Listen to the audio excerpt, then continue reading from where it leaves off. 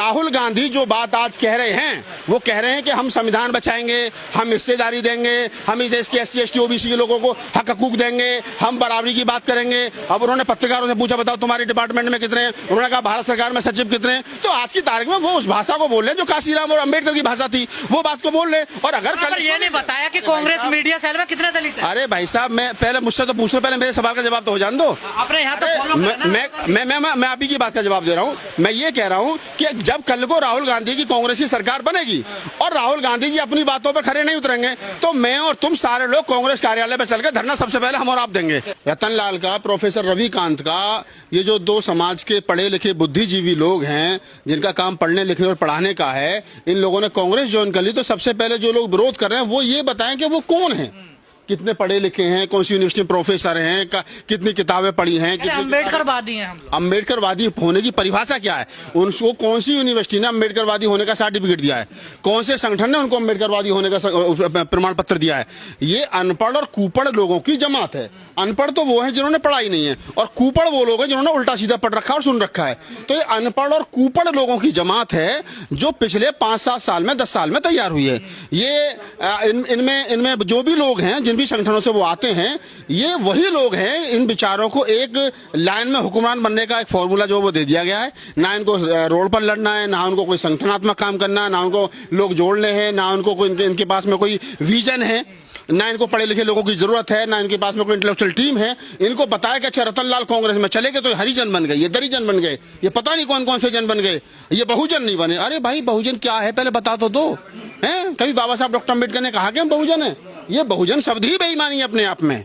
हाँ, ये बहुजन शब्द ही बेईमानी है अपने आप में, मैं कह रहा हूँ तुमसे। और ये जितने बहुजन का कॉन्सेप्ट लेकर के घूम रहे हैं, इनसे पूछा जाए बहुजन की परिभाषा क्या है? क्या बाबा साहब डॉक्टर अम्बेडकर ने कभी बहुजन शब्द का कहीं इस्तेमाल किया है धम्म के अलावा? आप भी तो करते हैं। हम तो नहीं करते। हम तो कहते हैं कि भाई इस देश के जो SC ST OBC माइनॉरिटी हैं उनकी समस्या एक है। अगर वो एक प्लेटफॉर्म पर आ जाएंगे तो ठीक है, लेकिन हमें तो देखने को मिलता है कि आधे से ज्यादा तो SC ST OBC जो दलितों का शोषण अत्याचार कर रहा है, जाट गुजर यादव पटेल कुर्मी, बताओ कौन नहीं कर रहा?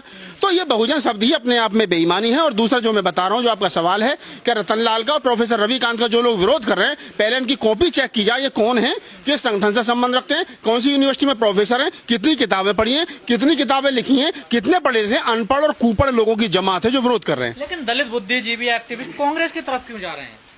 अच्छा एक बात बताइए, पिछले 20 साल से 28 साल से प्रोफेसर रतनलाल दिल्ली यूनिवर्सिटी में पढ़ा रहे हैं। रविकांत जी पिछले 10 साल से बोल भी रहे हैं, प्रोफेसर रतनलाल बोल रहे हैं, लक्ष्मण यादव बोल रहे हैं। वो तमाम लोग जो बहुजन एकाकी की बात कर रहे हैं, जो 85% समाज की बात कर रहे हैं, जो कह रहे हैं भाई हम सब एक हैं, मायावती जी ने कितनों के लिए दरवाजे खोल रखे हैं, खरीद रखे। ये बात ध्यान रखिए आप। कांग्रेस में तो एक ही परिवार की पार्टी है। देखिए मैं कब कह रहा हूँ एक परिवार की नहीं है?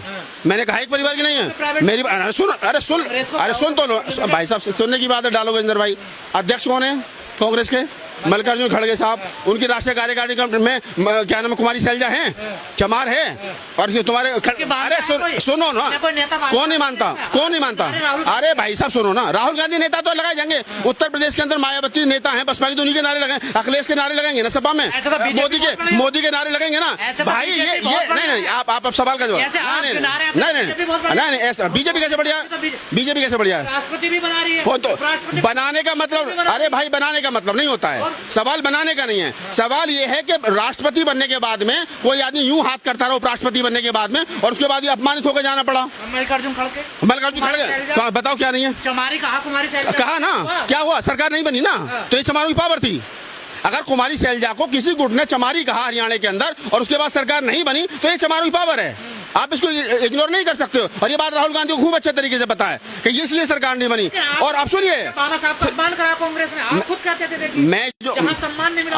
अब मैं क्या कर रहा हूँ? बाबा साहब का अपमान कांग्रेस ने करा, ये आप कह रहे हो, लेकिन बाबा साहब को 2 बार राज्यसभा सांसद किसने भेजा ये बताओ मुझे। बाबा साहब को प्रारूप समिति का अध्यक्ष किसने बनाया ये बताओ मुझे। बाबा साहब को मिनिस्टर किसने बनाया ये बताओ मुझे। बाबा साहब ने जो 6-7 लाख रुपए, सुनिए, अरे मेरे भाई साहब, योग्यता तो आज भी चमारों की बुतेरी है। मोदी सरकार में योग्यता की डिग्री लेकर के रोड पे हांटते घूम रहा है। कोई 10,000 की नौकरी नहीं दे रहा, कोई 10,000 की नौकरी नहीं दे रहा। अरे मैं उस समय नहीं था ना, मैं उस समय होता तो बनवाता। मैं अब हूँ, अब बताओ किसको बनवाना है, अब बताओ ना। सुनिए पहले, सुनिए। वो कांग्रेस की थी?